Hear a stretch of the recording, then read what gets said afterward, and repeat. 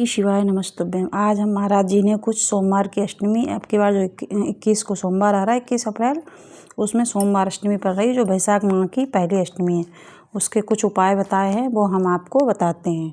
देखिए, सबसे पहले महाराज जी ने बताया है कि अगर आप बहुत कष्ट में हैं, बहुत समस्या में हैं, तो अब आपके आसपास कहीं या कहीं डेयरी पे आपको गाय का शुद्ध देसी गाय का दूध मिल जाए तो वो दूध लाएं और एक बेलपत्र पे, जो बेलपत्र होती है उसके बीच वाले भाग में गाय का दूध और उसकी नीचे डंडी में गाय का दूध लगाएं और उसी जगह पर गाय का देसी घी लगा करके महाराज जी ने बताया कि वो जो बेलपत्र है वो भोले बाबा पे लगा दी जाए तो अगर आपकी किस्मत में सुख नहीं है फिर भी सुख आएगा, चाहे जितना दुख आ रहा है उसमें भी सुख आएगा।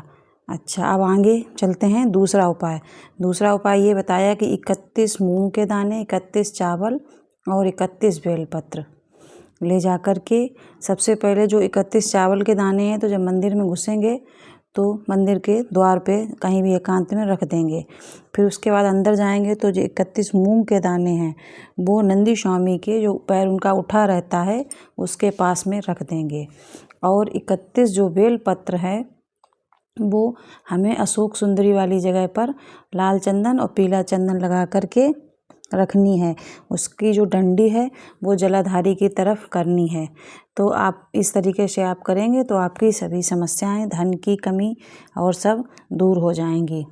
आइए तीसरा उपाय बताते हैं। पत्री जो वो होता है ना अशोक सुंदरी वाली जगह, उसमें जो उसकी डंडी है उसका मुंह है वो जलाधारी की तरफ करके चढ़ा देंगे तो भोले बाबा आपकी सभी मनोकामनाएं पूर्ण करेंगे।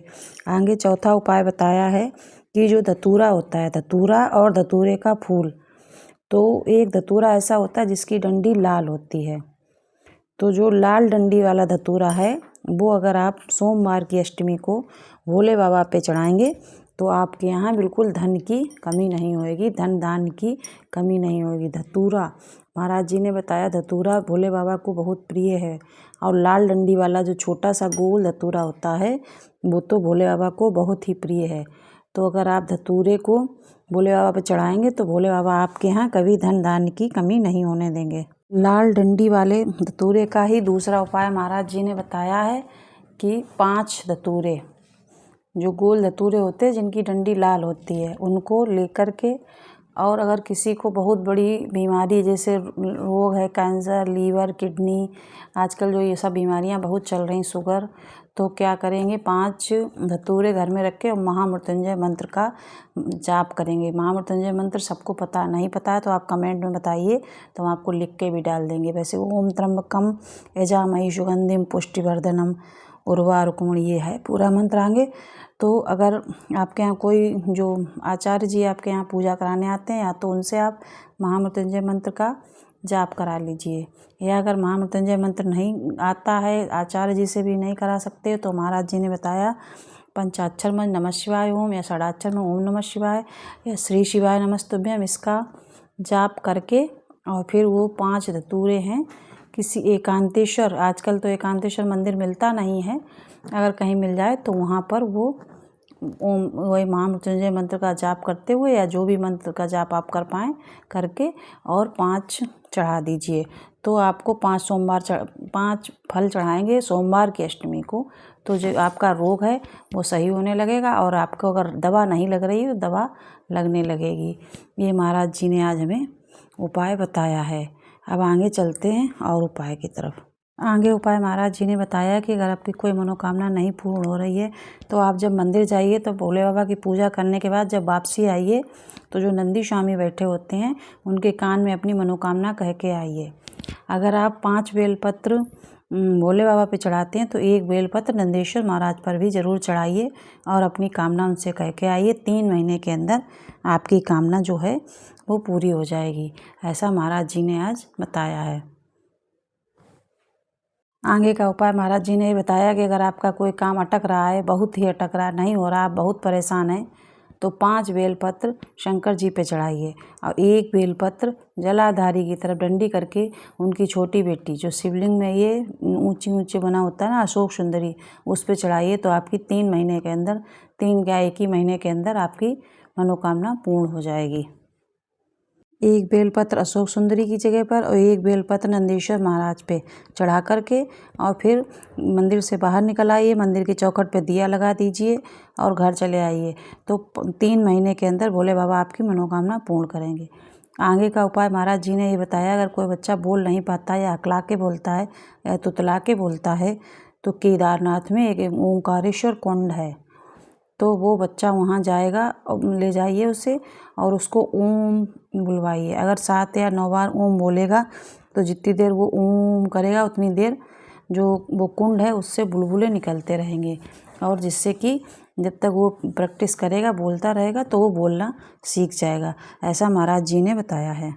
आगे महाराज जी ने बताया, अगर किसी को चर्म रोग है या सफ़ेद दाग हैं या आँखों के नीचे जो डार्क सर्कल हो जाते हैं, काले दाग हैं या पिगमेंटेशन झाइयाँ हैं, ये सब बीमारियां अगर हैं तो आपको क्या करना है कि सोमवार की अष्टमी के दिन लाल चंदन पीपल के पत्ते पे ले जा कर के लेपन करें उसका। फिर ये करना सोमवार की अष्टमी को ही है। फिर उस चंदन को ले आएँ वहाँ से। लाने के बाद फिर शिवलिंग पे त्रिकुंड बना करके, त्रिकुंड बनाना बताया है, त्रिकुंड बना करके उसका लेपन करें। फिर त्रिकुंड बनाते हुए लेपन करने के बाद उस चंदन को उससे उठा के ले आएँ और एक डिब्बी में करके रख लें। ये चंदन जो शुद्ध चंदन हो जाता है, और जब लेपन करें तब श्री शिवाय नमस्तुभ्यं या नमः शिवाय ओम या ओम नमः शिवाय बोलते हुए पंचाक्षर मंत्र का या षडाक्षर मंत्र का बराबर जाप करते हुए करें। फिर इस चंदन को ले आएँ और एक डिब्बी में रख लें और अपने जहाँ भी आपको सफ़ेद दाग, चर्म रोग, जो कुछ भी समस्या है उसमें लगाना प्रारंभ करें। 6 से 7 दिन तक ही इसका प्रयोग करें, लेकिन इसे सिद्ध अष्टमी वाले दिन ही, सोमवार की अष्टमी वाले दिन ही करना है, तो आपके जो दाग हैं वो सही हो जाएंगे। फिर से सुन लीजिए क्या करना है। लाल चंदन ले जाना है पीपल के पेड़ के पास, पीपल के पत्ते पे लगाना है, फिर छुटा लेंगे उसे, फिर उसको लेके आएंगे, उसी चंदन से भोले बाबा को त्रिकुंड बनाएंगे। त्रिकुंड ओम नमः शिवाय या श्री शिवाय नमस्तुभ्यं कोई भी मंत्र बोलते हुए बना के फिर उसे छुटा करके ले आएंगे। मतलब ज़्यादा ले जाएंगे तो इतना ले जाइए कि आपको यूज हो जाए। फिर उसे एक डिब्बी में रख लेंगे, उसमें थोड़ा पानी मिला के लगाते रहेंगे तो आपकी जो ये समस्या है वो सही हो जाएगी। ये सभी जो उपाय हैं ये आपको जितने हमने बताए हैं ये सब सोमवार की अष्टमी को ही करने हैं, उससे पहले या उससे बाद में नहीं करने हैं।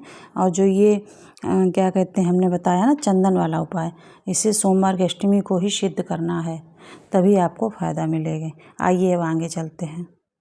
आगे महाराज जी ने उन लोगों के लिए बताया जो किसी नौकरी के लिए, किसी कंपटीशन के लिए अप्लाई करने जा रहे हैं। तो उन्होंने बताया है कि सोमवार की अष्टमी पड़ जाए या शिवरात्रि पड़ जाए, सोमवार की अष्टमी या शिवरात्रि, तो आपको क्या करना है, देसी गाय का, जर्सी गाय नहीं, देसी गाय का थोड़ा सा दूध लेना है और उस दूध को बेलपत्री जो होती है, बेलपत्र होती है, उससे लेकर के अपने घर में जो शिवलिंग हो उस पे, या जो मंदिर कहीं शिवालय हो, कहीं भी आपको जहाँ शिवलिंग हो, मंदिर में नहीं है तो घर में भी ये उपाय कर सकते हैं। बेलपत्र से, जैसे ऐसे कटोरी से या ग्लास से हम लोग चढ़ाते हैं चम्मच से, वो नहीं, बेलपत्र से जितना थोड़ा सा लेके एक एक बूंद करते हुए ऐसे ओम नमः शिवाय मंत्र का जाप करते हुए आपको 108 बार टपकाना है। फिर उस बेलपत्री को से वो जो होती है ना अशोक सुंदरी वाली जगह, उस जगह पर रख के अपने हाथ और अपनी मनोकामना कह के आना। बस ये याद रखना जो दूध है वो देसी गाय का है। और फिर एक बेलपत्र है जैसे उसमें उस पर डालेंगे, थोड़ा सा, ज़्यादा पड़ेगा नहीं, उसी से बूंद बूंद टपकाते हुए चढ़ाएंगे। ये जो उपाय है आप घर में भी कर सकते हो और बाहर भी कर सकते हो। तो इस तरीके से करिए, तो आप उसके बाद आप अप्लाई कीजिए जिस भी जॉब के लिए, कहीं भी मेहनत करिए, आप जितनी करते हैं उससे 4 गुना ज़्यादा कीजिए, तभी तो फल मिलेगा। ये महाराज जी ने बताया। और ये उपाय करके आप जाइए किसी कंपटीशन या एग्ज़ाम में, तो आपकी मनोकामना ज़रूर पूरी होगी। इतने उपाय आज महाराज जी ने बताए हैं, वो हमने बताया आपको। आगे और देखते हैं।